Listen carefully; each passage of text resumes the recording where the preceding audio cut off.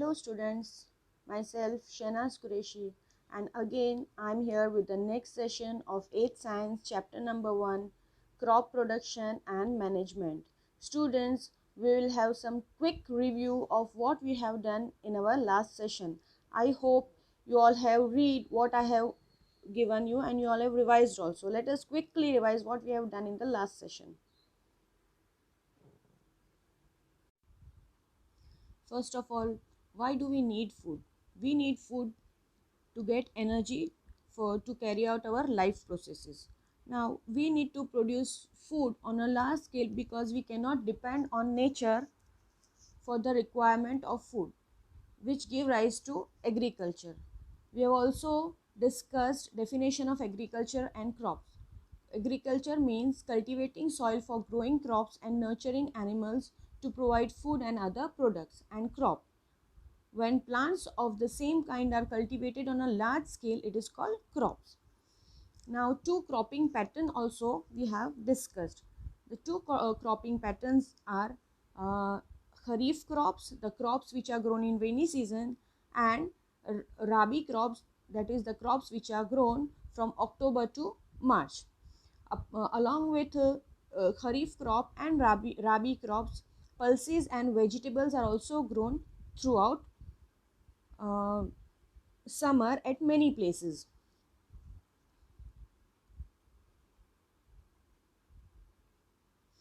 Then we have also discussed list of agricultural practices. That is, first is preparation of soil, second sowing of seeds, then third adding manure and fertilizers, fourth irrigation, fifth protection from weeds, sixth harvesting, and seventh storage. And we have already discussed preparation of soil.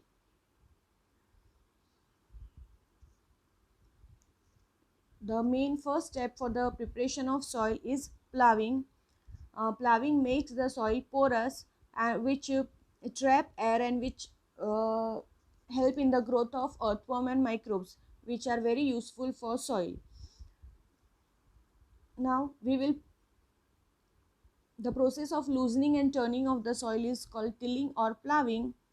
For plough is used for ploughing the soil, leveler is used for leveling the soil, and nowadays cultivators are used along with tractors to make the work of ploughing faster. Okay, the second step is sowing of seeds. Now sowing of seeds is an important part of crop production. The main important part here is selection of good quality of seed. Now farmer prefer to use seeds which are of good quality, clean, healthy, and which give good yield. We already know good and healthy plant can develop from healthy seed. But how to separate healthy seeds from damaged seeds? So I will tell you one activity. You take a bowl filled with water, put some moong seeds in it. After some time, few seeds will float on the surface of the water and remaining seeds will settle at the bottom. What does it mean? The Because there is difference in their weight, so few seeds are floating? No, the seeds which are floating on the surface of water are actually unhealthy or damaged seeds. So in this way, healthy and damaged seeds are separated and farmer choose only healthy seeds of good quality for sowing.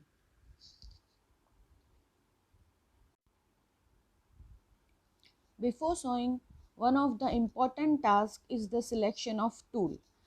So first we will study about the tools used for sowing the seeds. Now traditional tool used for sowing seed was a funnel shape.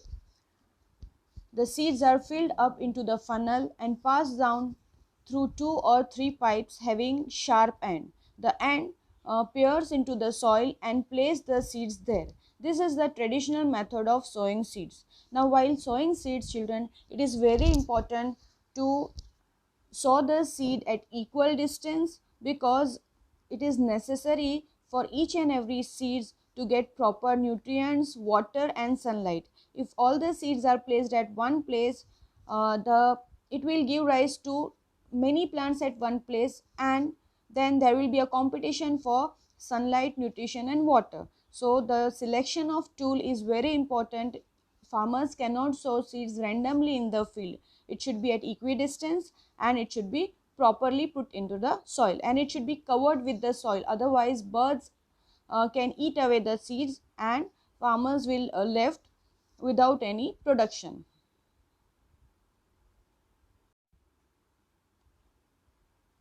Funnel shaped tool is the olden method for sowing seed. Nowadays, a modern tool is used, that is seed drill.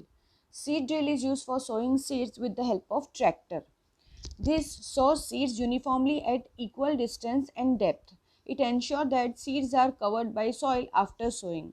This protects seeds from being eaten by birds. Sowing by seed drill saves time and labor. So seed drill is the quick method of sowing seeds properly at equal distance, at equal depth, and in less time and less labor.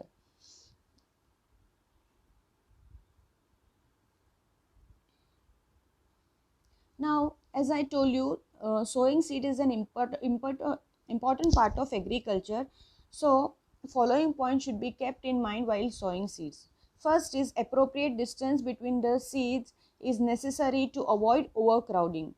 As I told you, if all the seeds are placed at one place, what will happen? So many plants will grow in the same place and it will give rise to overcrowding of plants, and plants should get sufficient sunlight, nutrients and water from the soil.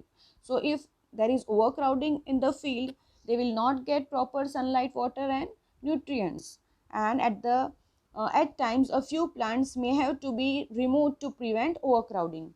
Now sometime by mistake at one place few more seeds are fallen, what will happen? All the seeds will give rise to a new plant. So at times it is necessary to remove extra plants from that place. So farmers always take care that if there is more than one plant at one place, they remove the extra plants and provide proper sunlight, nutrients and water to all the plants. Now students, the next step for agricultural practice is adding manure and fertilizers. Now as we know, we need nutrients for our growth. In the same way, plants also needs nutrients, and this nutrients is provided to the plants by soil. But because of continuous cultivation of crop in the same field, sometimes nutrients gets used up and soil do not get time to replenish its nutrients back, and that is why artificially something is added by the farmer to so that soil regain its nutrients. Now if they do not add these nutrients, what will happen? The growth of the plant will be stunted, or the yield which is produced will not be healthy or will be very less. And so farmers add manure and fertilizers in the soil. Now what these manure and fertilizers are? The substance which are added to the soil in the form of nutrients for the healthy growth of plants are called manure and fertilizers. Now one by one we will study what is manure and fertilizers. First, manure. Okay, so manure is an organic substance obtained from decomposition of plants and animal waste.